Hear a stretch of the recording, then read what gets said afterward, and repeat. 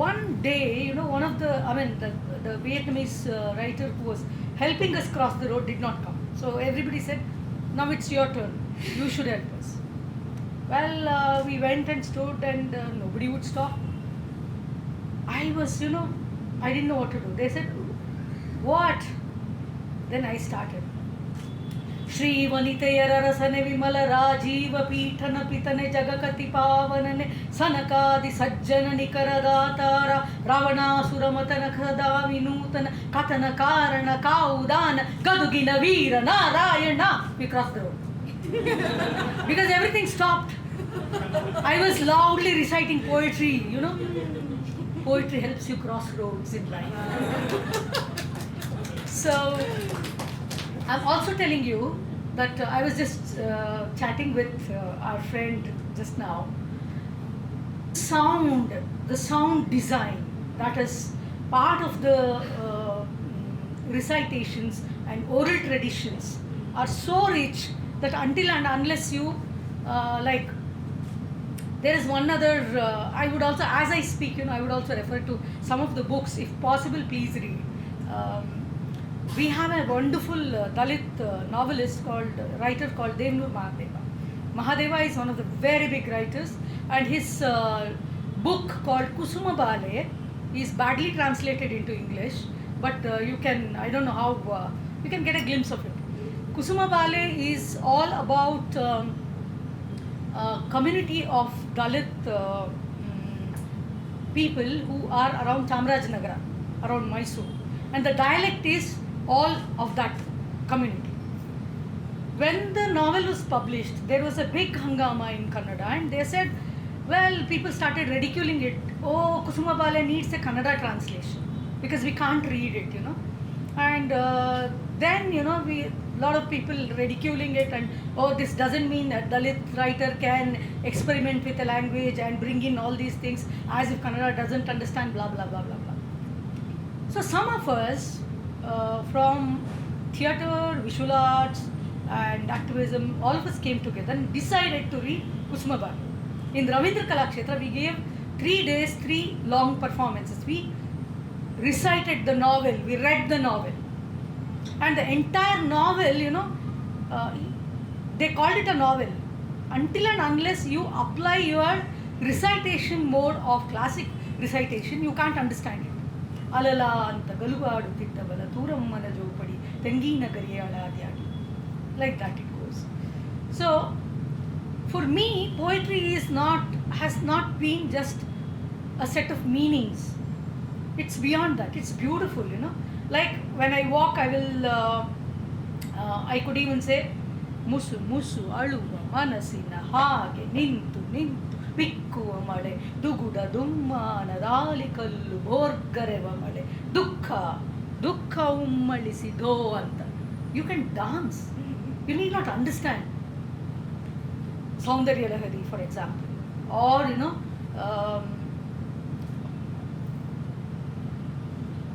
I have been referring to so many things which are somewhat associated with, people associate these things with religion. They associate Sanskrit with religion. They associate Urdu with religion. They associate Arabic with religion. They associate English with a kind of a religion. Now in contemporary times. So it's very important for me as a writer, for us as people, to revisit these and reclaim them from the clutches of association with the religion or association with community, caste, whatever. So since past 6 years, I have been working a lot on classic literature. I love classic literature, like I would recite, but since past 6 years and for 5 more years, I would be doing this. I have been trying to bring these kinds of sounds and beautiful things in classic literature, the narratives, the stories, which actually question this association of whatever the text is with the religion in itself. So it's important for us to reclaim those positions and start using them. And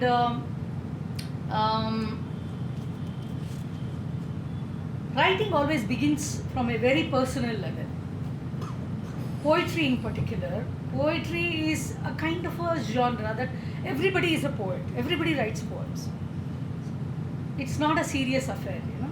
You would, some point of time you would write a love poem, some point of time you would write a hate poem, which can be popular nowadays. So poetry can be a tool to express. Everybody would have written one poem at least, uh, possibly, you know. So they think that it's very personal, and they think that it happens and it is over. Actually, poetry happens after you think you have finished and start editing it. And a poem should be visualized. It's a visual. Until and unless people can see something in whatever you are reading, you need not, according to me, you need not understand poetry. If you start understanding poetry, you will lose poetry. So stop understanding, listen to it, see, you know. As a performance poet, for me, the poem moves away from the page. It gets into me. I am part of the poem. My body is part of the poem. My voice is part of the poem. My gestures are part of the poem. And the poem happens here in the air with you. And therefore, I always tell people, I am a Kannada poet. Poet and a playwright. I don't write in English. As a principle, I don't write in English. But I translate a lot in and out, and all my political, feminist and gender-oriented writings are all in English, or political writings are in English. Because, you know, when I was growing up, it was in the 80s that some of us became poets. We already had a set language, and dealing with this language became very difficult as a woman for me, you know, and many others like me, you know, because its language is very harsh. Language is innately it has certain meanings. When you say the river flows, where will the river flows to? It goes to the sea. So the woman and woman's character is always associated with the river, and the man is the sea, and you need to break this binary oppositions. So if I am a woman, I want to be a sea, and I don't want to be a man, but I want to be a sea. I also want to be a river. I want to be a sky. I want to be earth. I want to be everything. But I don't have space within the poetic genre or poetic language, because it already has preconceived notions and meanings embedded in it. So how do I deal with it? So I started actually playing against the binary. So I started playing against the binary oppositions. In one of my poems, I become a sea, and there is, which falls in love. It's not I. The first person becomes a sea who will fall in love with music. And the quality of the music is to move. Quality of the sea is to stay. And both of them are trying to come together. You know, this was the kind of a thing which my generation started trying. So, you know, like we also realized, when you are part of feminist activism, even that is not homogeneous. It's diverse. So it's essential for us to be sensitive to diversity, and only then probably we will start working on our very personal kind of notes that could come into whatever. And because I was very stubborn not to write in English, I wrote only in Kannada. If I am invited somewhere, you know, the second invitation was to South Africa. I was representing the country, and I was wondering how to reach this. So I also had some interest in doodling with computers. We had that huge big dabba, like a compact machine in our house, which costed 75,000 in ages. Nowadays you can't do anything with it. And I learned Photoshop. I learned animations. I learned many things by myself. And I designed a CD. I did a CD. You know, I wrote a CD. I recorded my voice. And if you click the Kannada, the English translation scrolls and the Kannada voice can be heard. If you click English, you can hear it in English and the Kannada scrolls. So these were the things I was playing, and gradually I realized this I did when I was in Hyderabad. I was in Hyderabad for 15 years, and I'm actually trying to tell you through my story that the transition of your practice happens when there is a transition in time and space. When I went to Hyderabad from Bangalore, I just couldn't read the boards. When I was traveling by bus or car or scooter or bike, the board would go away. I couldn't read it, that was a big problem for me. I would stop the car, get down, stand in front of the shop and read the board. And I trained my tongue, my language sounds to be able to read Dakkini, to read the h and all that, It was beautiful when I learned this new thing, and I started reading everything, reading all the boards. And Hyderabad is a place for music. I'm also a music buff. I don't sing, but I love listening to Hindustani and I'm into this. So I got a lot of friends who I always, and I was a journalist writing a column for Business Line on the professions in Old City, right from safety pin making to Zardozi work. So I went into the people, I met them, I sat with them, and there was one little shop which was run by an old man who made taweez. If you don't understand what taweez is, you can look for it later. Taweez is made by glass beads. He became my friend. He was already 80 and odd that time, and in his dabba, I would jump and go into the dabba, sit there, and talk to him. I wrote about him. And his skill was so beautiful. He would make beautiful taweezes. I asked him one day, will you not make one for me? He said, no, I will not make, because you are not a believer. I am a believer. This taweez is made for believers. I can give you beads free of cost, but I will not make a taweez for you. He never made a taweez for me, and he also believed that he was paying the rent to Nizam, not to the current government in Andhra Pradesh. It was still Andhra Pradesh government. So, and many things which made me realize that the world is different. It's not a protective, closed, privileged space which I have been living through.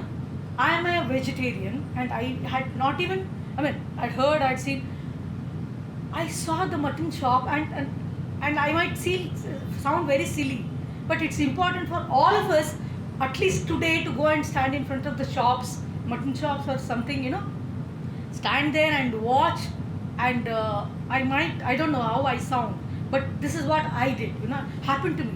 Then I realized this is part of life. Otherwise, I would have asked the people not to eat meat, or I would have looked people whose fridge is full of meat. It taught me a lot of lessons. Life taught me a lot of lessons. Going to Hyderabad was, and the azan which I would hear every day. The guy who did the azan near my house was, I think he was a poet. He was a musician. He did it so well. I learned the azan, and I played azan songs in my Kannada poems. And I wrote a poem on Hyderabad and the Gumbazes and all that. And like gradually shifting of space, understanding time, moving away from your closed spaces will teach you a lot of lessons as a practitioner. And also, after that, I started reading Pampa, Ranna, Kumaravyasa, all classic traditions from Kannada.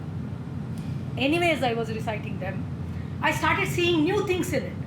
One of the Rannas, Gadayuddha, Janna Kavi's Yashodhara Charite, Girish Karnad has a play based on this, Yashodhara Charite. It is called something else. So, one of the scenes, Janna is talking, Janna Kavis, Janna, Ranna, Pampa, all the three people, three poets in Kannada, epic poets, were Jaina poets. They wrote against the Vedic traditions. So their job was to tell story and also propagate Jainism. So Janna Kavi's entire Yashodhara Charite is meant to spread non-violence. Okay, he speaks beautifully, lovely poems there, and to talk about non-violence, he uses so many violent images all through his epic. One of the piece is on the top of the hill there is this gulmohar tree, and under the tree there are so many red flowers, and Janna thinks that these are like pieces of flesh that have fallen after a war, you know. Well, let us jump to present times, okay? And I curate an event called Kavya Sanjay. From Hyderabad, I did my PhD in Hyderabad Central University. I was teaching at the Central University. Then came in 2007, came to Bangalore University, and I was teaching comparative literature in Kannada department. So it was very conservative kind of a department. To some extent, even now, the Bangalore University is still conservative. And right from the syllabi to people to the comments and everything was very difficult. And students were brilliant students who came from all over. So my students could not speak English. That doesn't mean that they were bad. They are the most brilliant students. You know, I would teach aesthetics, I would teach Western and Indian aesthetics, I would teach feminism, I would teach Dalit studies. Students from English department who were Kannada students would also come and attend my classes. So I taught my students, when I taught feminism, I taught them to use patriarchy as patriarchy along with Pitru Pradhana Maulyavalu. So, you know, but you know, they never had, I mean, it's difficult for the locals to move, wander around and have a nice weekend in the MG Road or Brigade Road or somewhere. Going to Jayanagar is not difficult, but going to MG Road, Brigade Road or the north of Bangalore is really difficult. It also means who you are. If a girl goes to MG Road, going is and then entering a pub is not possible. So when this was the case, when metro was being built, I decided that we will read Kannada poem on MG Road. I took 10 of my Kannada poets, and on Rangoli metro corridor, with the mic, we started reading Kannada poems. You know, people started coming, you know. That was the first Kavya Sanjay. Later on, I invited, Kavya Sanjay is around different themes. One of the thing was, you saw an auto there, you know.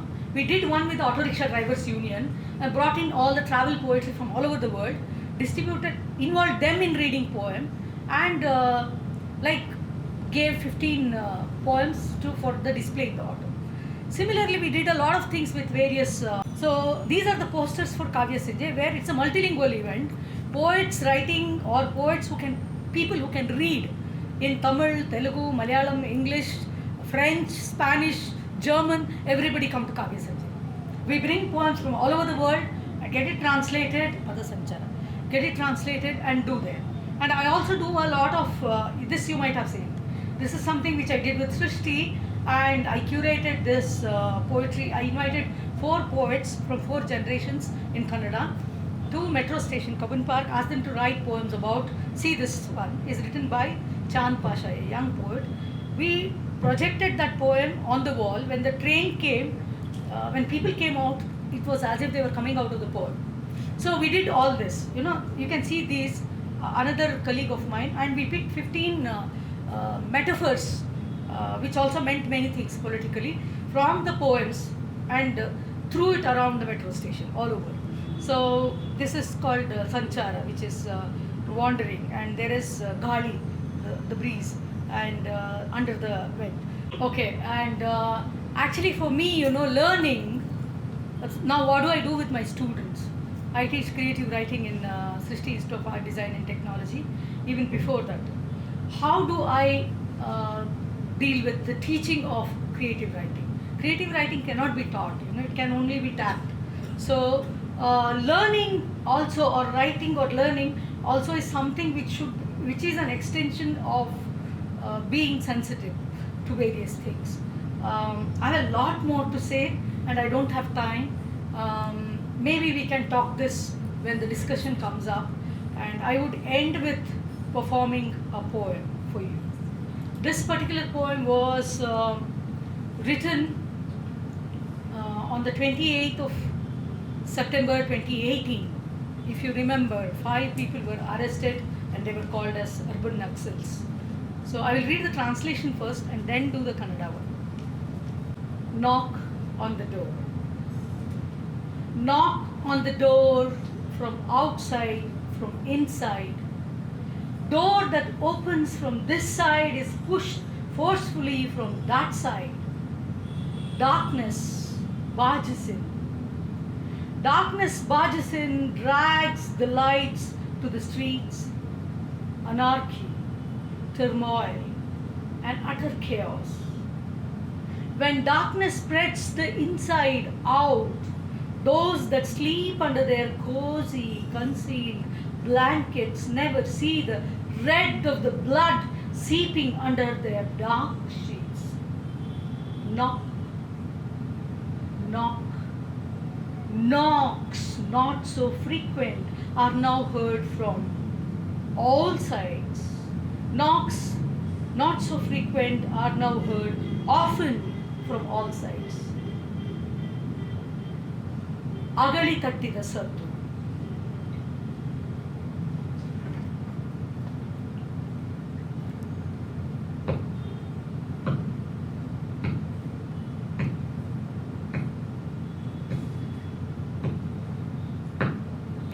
ಅಗಳಿ ತಟ್ಟಿದ ಸದ್ದು.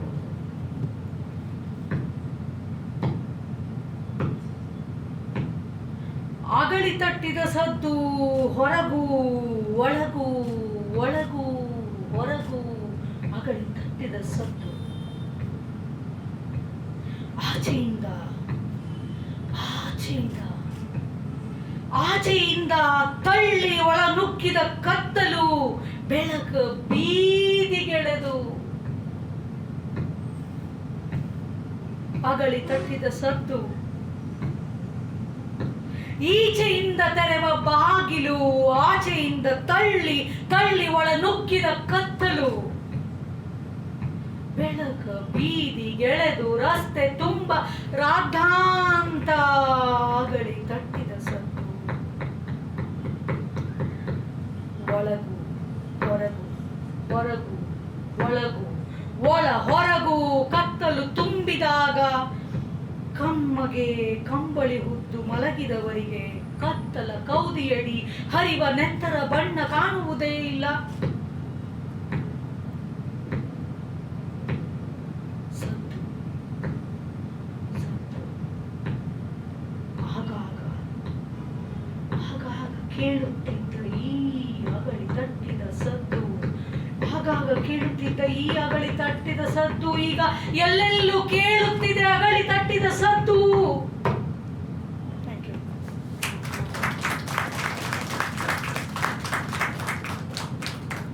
Thanks a lot for having me here.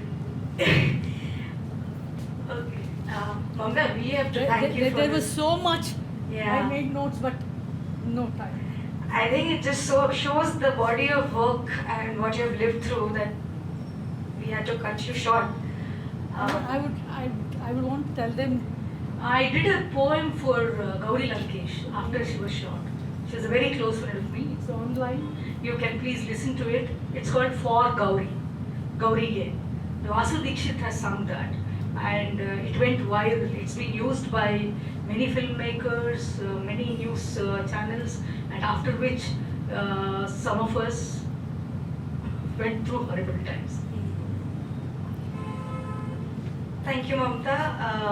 Almost felt like we relived your experiences, however short the time was. Thank you so much. I can't even attempt to right now say much. I'm just glad that you opened the afternoon session this way. I'll sort of articulate my thoughts for the discussion. I'm right now a bit affected, if I put it.